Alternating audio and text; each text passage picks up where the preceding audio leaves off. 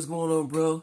Listen, is it alright that we have a talk right now, man to man, just for a second? You know, a lot of men aren't tired because they're doing too much. They're really tired because they're doing too much of what doesn't really matter. It's too many voices in their head. It's too many demands that they have. It's too many people having access to a heart that God told you to protect. And I remember Jesus saying that, come to me and I will give you rest. And that rest isn't motivation, it's order. It's knowing what deserves your energy and what really doesn't deserve your energy. When your heart is guarded, your life stops feeling chaotic and everything starts feeling anchored. Today isn't about finding yourself.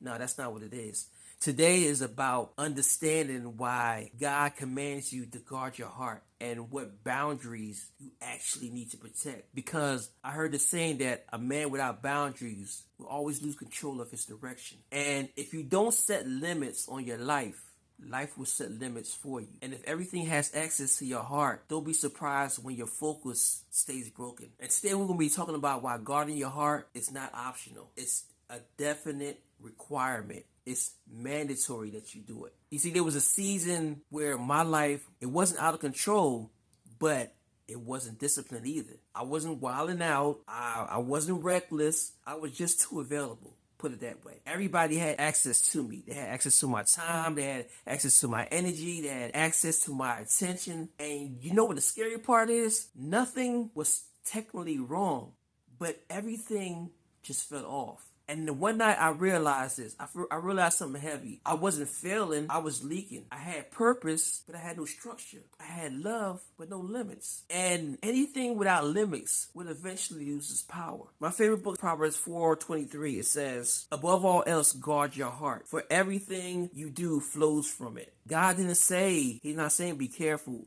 with your heart.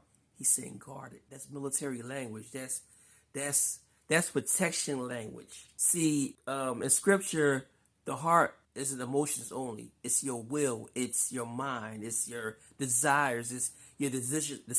It's your decision-making center. So when God says guard your heart, he's saying that because it's the source.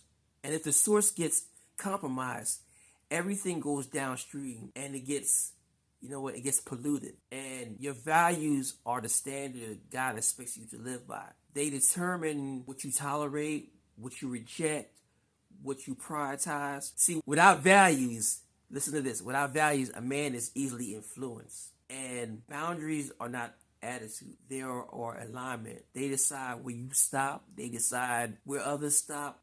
What gets access, what gets denied. A boundary is proof that you know what your life is worth. And if you don't protect your values, you'll betray them under pressure. Jesus didn't move off emotion. He moved off assignment. He didn't heal everyone. He didn't explain everything. He didn't answer every demand. You want to know why? Because his heart was guarded by his obedience to the Father. And if Jesus didn't allow urgency to override purpose, then neither should you. And a man who guards his heart moves with clarity, leads with conviction, decides without guilt. But a man without boundaries, he's always reacting, he's always adjusting, he's always exhausted. Guarding your heart isn't selfish.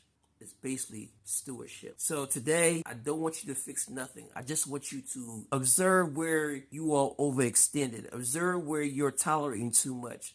Observe where you're feeling resentment instead of peace, inner peace. That's where your heart needs guarding. Yeah, that's where your heart needs guarding. So this episode right here is sponsored by the Who Am I 7-Day Audio Experience. And that's where we do the internal alignment, values, identity, your structure.